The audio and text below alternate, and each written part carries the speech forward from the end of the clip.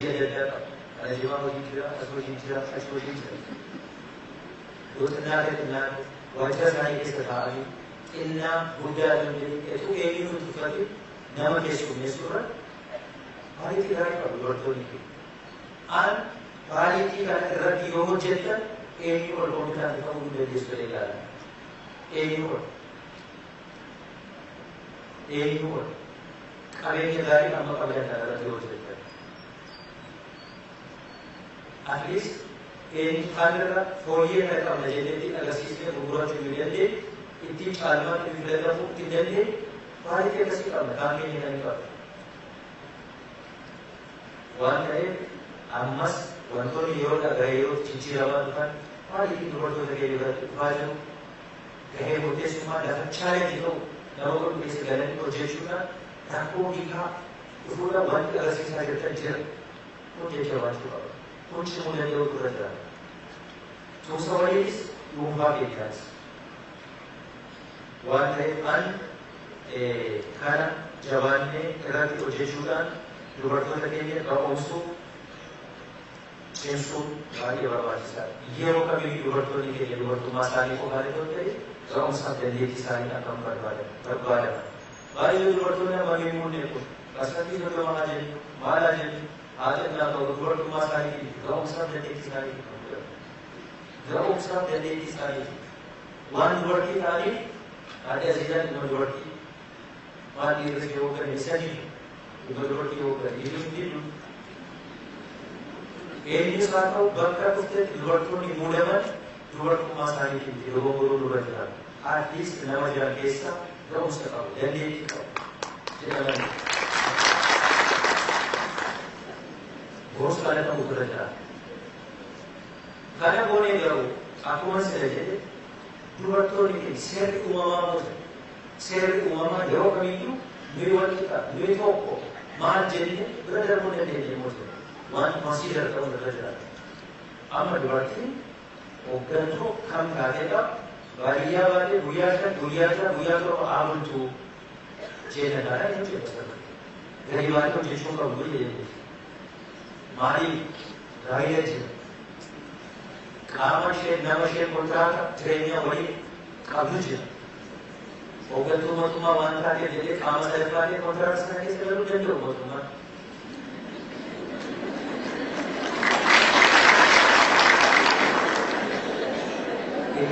Lima abang mana juga tu kabini yang rumah kita kabini apa ini kabini abang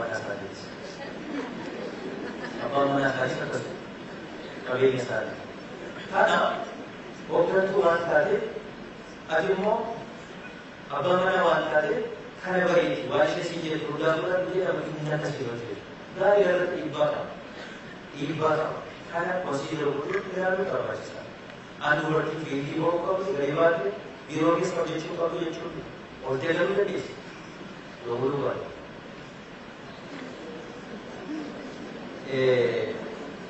Saya dua, bukan apa mana dua. Itu berarti bagi saya tidak terbaca. Dari mana mana? Buddhis pun, betul, mahal berarti betul. Atau orang kira dari balik mau jadi putih dari ada jadi itu saja. Jabatan kita kan masih ada dulu berbahasa. Musyara Muhammad, wan ibu jinjil dari ini. Warisnya bikin mana gaung sana dulu. Warisnya bawa mana gaung sana dulu. Jadi saya bol kita awal dulu. Jadi jinjil macam ini ayam ayam se ada betul awal dia kan. Jadi dulu asal mana tu jinjil dulu kan dulu. ada उसको कन्वर्ट किया होगी इसको उम्र कन्वर्ट किया होगी इसको मरा था विशेष आगमन जनरल का नहीं कि और जब इसको जो कुछ जांच को अपनी स्थिति से डाला तो वो तुम्हारे के साथ आता है साना कन्वर्ट किया अंडरमाइन वो तो प्रोसीजर है वो थोड़ा जाता खाने में तो होगा वो जुगाड़ तो लेके कोशिश करने को उसका हो और वो रुमाला मुझे वहाँ जाओ तुम yang dia saya baru saja dua kali kata challenge yang dia sebenarnya kamera baru sih jauh toko apa puri wanita yoga beekumsaa fi barumsa hojii keessatti barannu, hojii walxaxaa keessatti, hojii shaarii fi nama godhu keessatti barannudha. Beekumsi dhugaa, dandeettii dhugaa, mana barumsaa dhugaa dhugaa miti. Dubbisuutu irra jira. Dubbisuu qabna. Hundi keenya akka dhaabaattis ani yeroo kana jedhu waan nuti walitti qabamnee malee dhiira irratti sote kan jedhu qabu. Akka dhaaba keenyaatti beekumsa irratti investi godhuu qaba. Dandeettii irratti investi godhuu qaba. Hamma nurraa eegamu irratti investi godhuu waan ta'eef. As organization akka mootummaatti akka dhaaba keenya ofii dhiyootu namoota barumsa qaban, dandeettii qaban, kompiitarri ta'a sadarkaa kamitti qorachuu danda'uun hojii keenya mana isa guddaadha. Kana keessa qaamni keenya walakkaa dubartoota of irratti beekumsa irratti isin dhuunfaa keessanii investi gochuu baay'ee barbaachisaadha. Furtuu isa duwwaadha. Furtuu isa duwwaadha. Akka dhaaba bakka mootummaa keenyaattis kan duwwaasuu danda'u. Waan ta'eef an kana irratti hojjechuun baay'ee barbaachisaadha.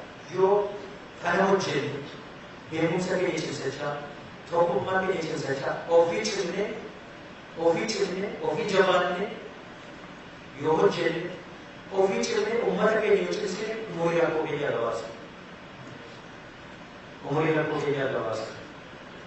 Hamma kana hojjenne miliyoona 3 miti miliyoona 100 yoo ta'an miseensi dhaaba kana gatii qabu.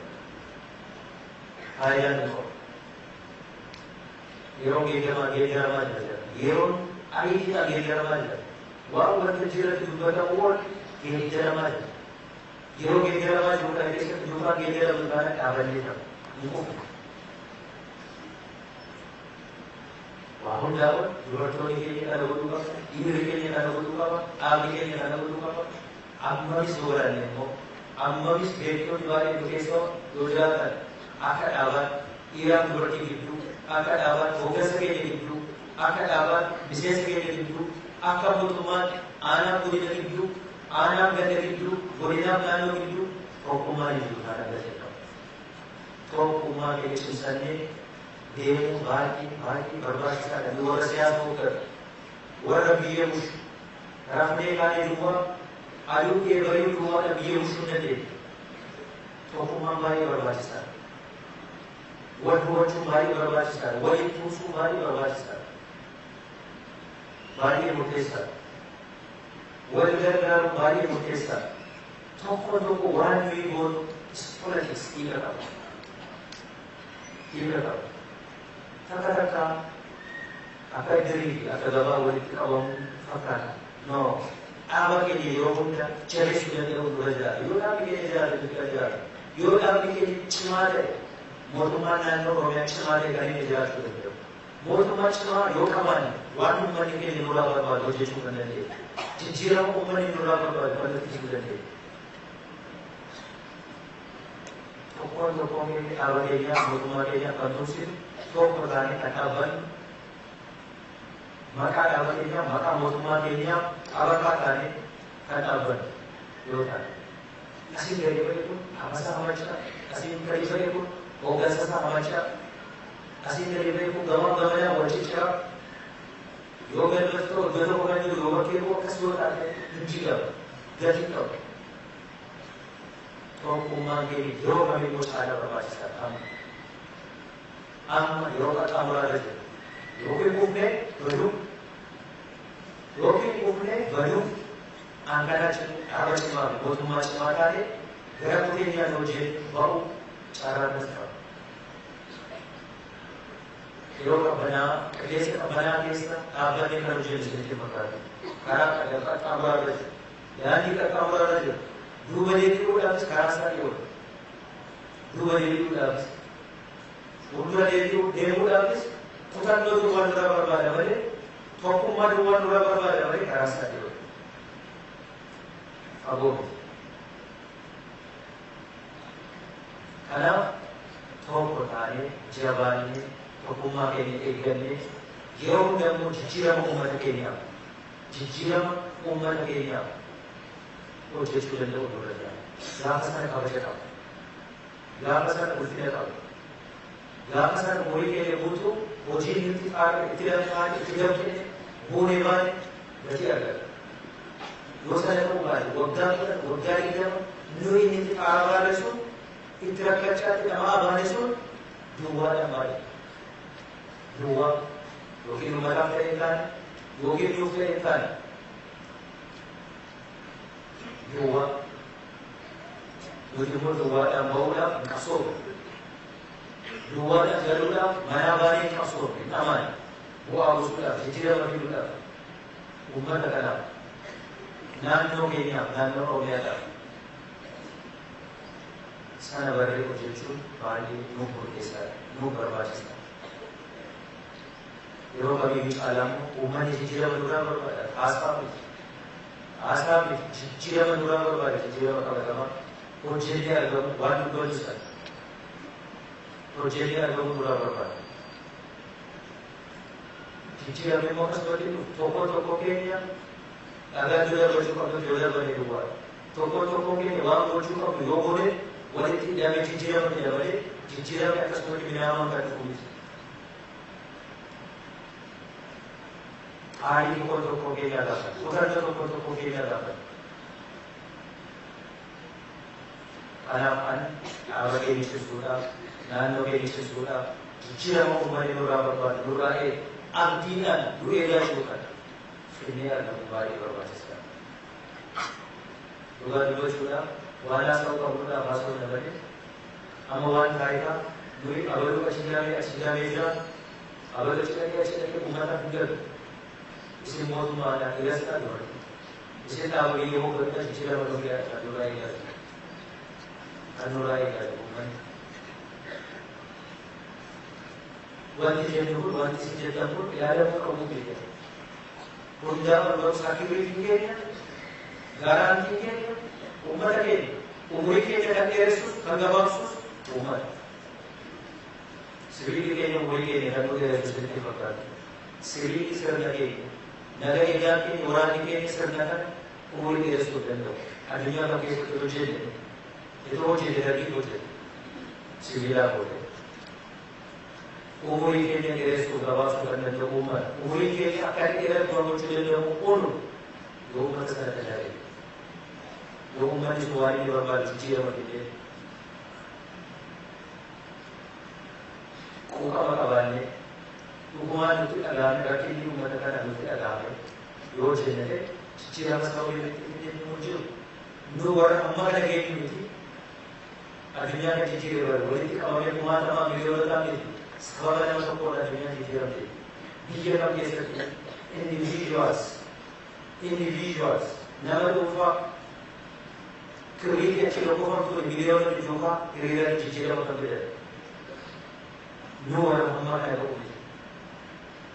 Namni tokko jijjiirama amma kana gidduu galate nuyi miliyoona kan lakkaa'amu walii yoo tumsine walii yoo dhaabbanne quuqamaan xiiqiidhaan hojjenne sababa ittiin jiru Oromiyaa irratti jijjiirama fidee jechuudha. Waan nama rakkoo ni kaasnu kun daangaasaa jettu maalaa jettu walii galtee keenya hojii keenya sadarkaa keenya waan gadi godhe isinitti fakkaata. Waan gadi godhe gaafa isin kabaja argata. Gaafa tokkummaa qabaatte kabaja argata, ulfina argata. Gaafa tokkummaa qabaatte cimaa taate inni qubasitti qabu isaa dura lama sadii akka inni yaadu godhu. Lama sadii deddeebisee akka inni yaadu. Gaafa ati dadhabdee argamte immoo titisa meeqatu mataa irratti basa, fuula irratti basa.